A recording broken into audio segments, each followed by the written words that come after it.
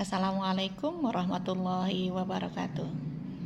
Alhamdulillah, bersyukur terhadap nikmat Allah, terutama nikmat hidup. Allahumma sholli ala Sayyidina Muhammad wa ala ali Sayyidina Muhammad. Bersalawat kepada baginda Rasul, berharap cinta kasih baginda Rasul, terutama nanti di padang mahsyar, sehingga kita mendapatkan syafaat baginda Rasul. Amin ya rabbal alamin. Bercerita tentang nikmat hidup itu suatu kesempatan yang masih Allah berikan kepada kita untuk bisa mencari amal ibadah sebagai bekal nanti di kehidupan abadi. Bercerita tentang kehidupan artinya ada kematian. Dan setiap kematian ada hal-hal yang biasa harus dilakukan oleh orang yang hidup. Ada kewajiban-kewajiban, fardu kifayahnya. Tetapi kita tidak membahas itu di sini. Kita akan membahas tentang harta yang ditinggalkan oleh orang yang telah meninggal dunia, atau biasa disebut dengan harta warisan.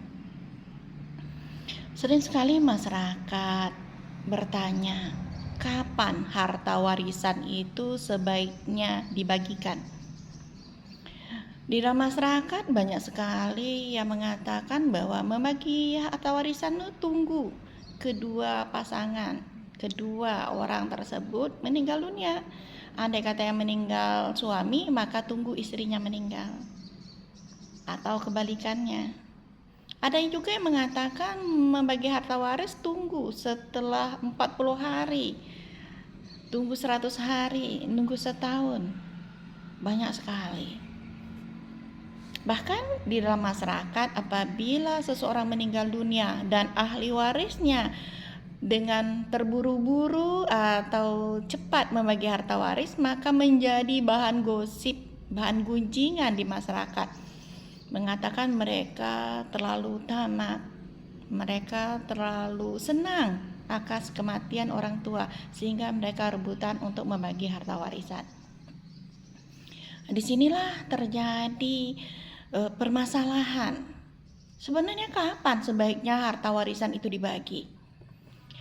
Jadi kalau ditanya kapan sebaiknya harta warisan dibagi, tidaklah ada aturan yang secara spesifik menyatakan harta warisan itu dibagi harus pada 100 hari, 40 hari, atau kapanlah. Tapi yang jelas harta warisan itu tidak boleh ditunda-tunda untuk membaginya. Bahkan sebaiknya dibagikan secepat mungkin. Begitu setelah dilaksanakan fardu kifayahnya, memandikan, mengafani, menyolatkan, dan menguburkannya, kemudian dibayar hutang-hutangnya, dilaksanakan wasiatnya yang tidak bertentangan dengan syariat, maka sebaiknya langsung dibagi. Masalah masyarakat berpendapat itu tidak usah kita pikirkan, karena apapun yang kita lakukan semuanya menjadi kontroversi di dalam masyarakat. Ada beberapa hal manfaat dari pembagian harta warisan ini dipercepat. Pertama, dengan kita membagikan harta warisan masih dalam keadaan berduka, maka akan menimbulkan satu rasa, satu kata. Tidak akan ada ego antara ahli waris yang satu dengan ahli waris yang lain, karena sama-sama merasakan kehilangan dari orang yang kita sayangi. Jadi tidak akan ada bahwa aku harus lebih banyak, aku lebih seperti ini. Tapi karena satu rasa masih dalam keadaan berduka, maka mereka akan punya satu kata, yaitu kebersamaan. Yang kedua, menghindari tercampurnya harta warisan dengan harta pribadi. Andai kata harta ini belum dibagikan, dikuasai atau diamanahkan kepada seseorang, dan harta tersebut menghasilkan, nah, ini akan menimbulkan percampuran antara harta warisan dengan harta orang yang mengelola harta tersebut. Dan ini akan menimbulkan permasalahan di belakang hari. Akan timbullah ego-ego. Karena akunya timbul lagi. Jadi untuk menghindari ini, bagilah secepat mungkin. Karena ego yang tinggi bisa menimbulkan pertikaian antara ahli waris. Yang biasa memelihara orang tua mengatakan, aku harus lebih banyak karena orang tua sakitnya dipelihara oleh aku.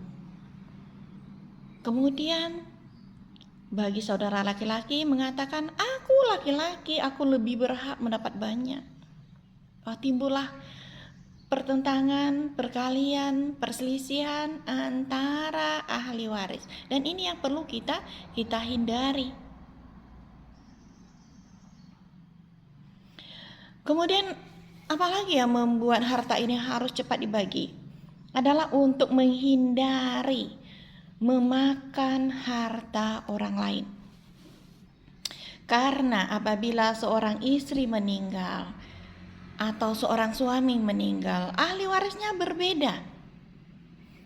Andai kata seorang istri yang meninggal, ia mempunyai anak laki-laki atau perempuan, atau laki-laki perempuan, maka ahli warisnya adalah suami, anak-anak, kemudian orang tua dari istri. Andai kata istrinya masih punya orang tua. Andai kata istri tidak mempunyai anak laki-laki, maka ahli warisnya akan bertukar, saudara laki-laki bersama saudara perempuan dari si mayit. Jadi ahli waris dari istri dan suami itu berbeda. Dan tidak bisa ditunggu kedua-duanya meninggal, karena ahli warisnya berbeda antara istri dan suami. Kalau kita tunggu juga pembagiannya, kedua-duanya meninggal dunia, bukankah artinya kita sudah memakan harta dari orang tua si perempuan atau istri yang meninggal tadi? Atau kita memakan harta saudara dari istri tadi? Menunggu sampai si suami meninggal, berapa harta yang sudah kita makan? Apakah mereka ikhlas harta mereka dimakan? Nah, disinilah yang perlu kita ingatkan, memakan harta orang lain. Padahal selama ini kita berusaha menjadi orang yang jujur, orang yang amanah, yang tidak pernah memakan hak orang lain, tidak pernah memakan atau mencuri harta orang lain. Tetapi di dalam catatan buku akhir kita tercatat setiap hari kita memakan harta orang lain. Karena kita menahan hak orang lain untuk mendapatkan warisannya.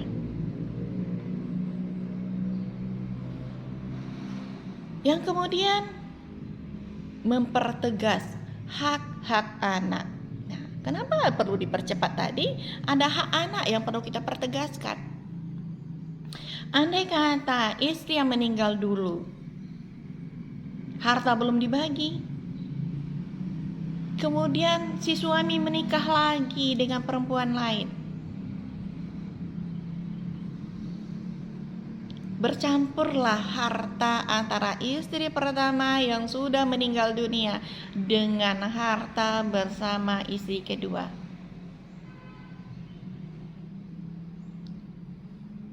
Seperti yang tadi, tanpa kita sadari kita telah memakan hak anak-anak. Maka sebelum menikah atau lebih baiknya setelah beberapa saat, setelah beberapa hari si istri meninggal atau suami meninggal, bagilah. Pastikan berapa jatah anak-anak untuk mendapatkan harta tersebut. Mereka masih kecil, mereka belum bisa menguasai harta, tidak masalah, mereka masih kecil.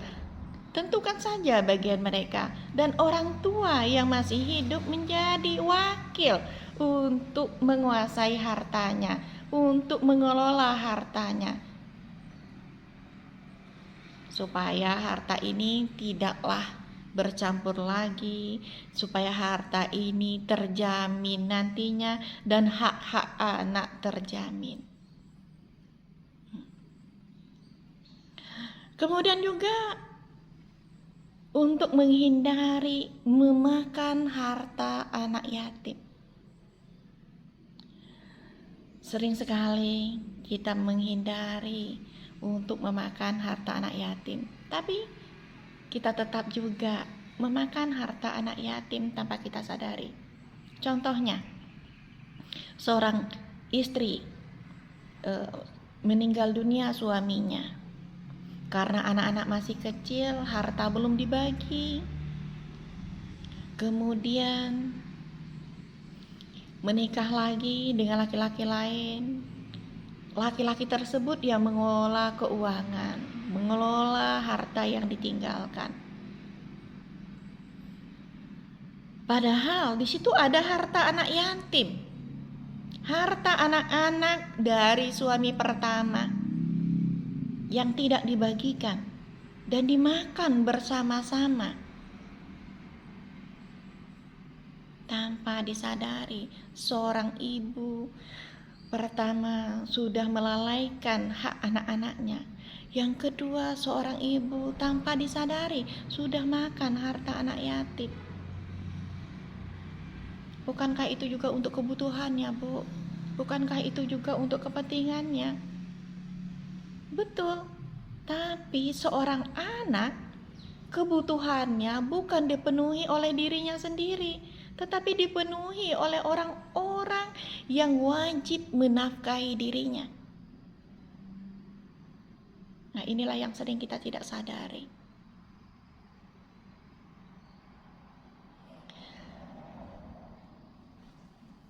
Kemudian juga, kalau kita menahan harta ini, bolehlah kita anggap ayah ibu kita sudah tidak ada lagi orang tua, sehingga tidak ada penambahan ahli waris selain anak-anak. Apalagi ada anak laki-laki sebagai asobah. Tunggu sajalah ayah masih hidup atau ibu masih hidup, andai dibagi takut ayah dan ibu tersinggung. Tunggu dulu sampai kedua-duanya meninggal, baru kita bagikan.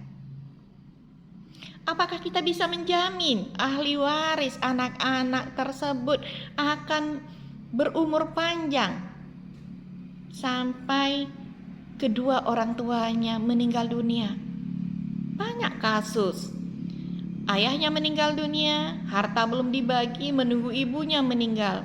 Tahu-tahu di dalam menunggu ibunya meninggal, salah satu anak meninggal dulu.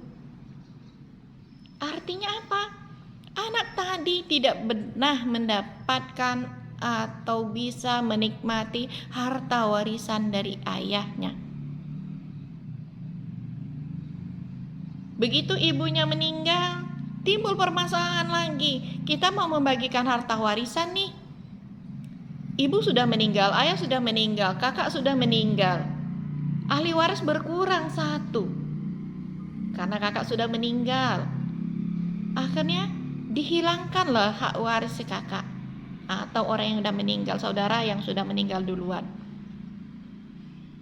Padahal pada saat pembagian harta warisan ayahnya, si kakak atau yang meninggal dulu tadi mendapatkan haknya sebagai ahli waris, mendapatkan harta warisan dan bisa dia turunkan kepada anak-anaknya.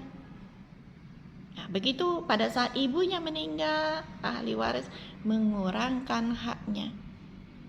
Bukankah repot lagi? Artinya tetap harta itu dibagi 2 kali. Pertama, membagi harta warisan ayah dengan si kakak yang mendapatkan harta warisan. Kemudian membagikan harta warisan ibunya dengan kakak yang tidak lagi mendapat harta warisan. Dan itu bisa menimbulkan pertikaian, perpecahan di dalam keluarga. Jadi untuk kemaslahatan bersama, bagilah harta warisan itu secepat mungkin. Hilangkan pendapat-pendapat di luar sana yang mengatakan bahwa kita tamak akan harta, bersenang-senang atas kematian orang tua, berlumba-lumba dengan membagikan harta warisan secepat mungkin. Ayo kita rubah pendapat tersebut, bahwa orang yang lalai dalam membagi harta warisan adalah orang yang senang melakukan dosa dan senang memakan harta orang lain. Ya. Andai kata salah, silap dalam penyampaian saya, mohon dimaafkan. Video berikutnya masih nanti tentang harta warisan. Bagi yang kepengen menanyakan sesuatu, boleh tulis di kolom komentar. Dan jangan lupa subscribe-nya dan like-nya. Assalamualaikum warahmatullahi wabarakatuh.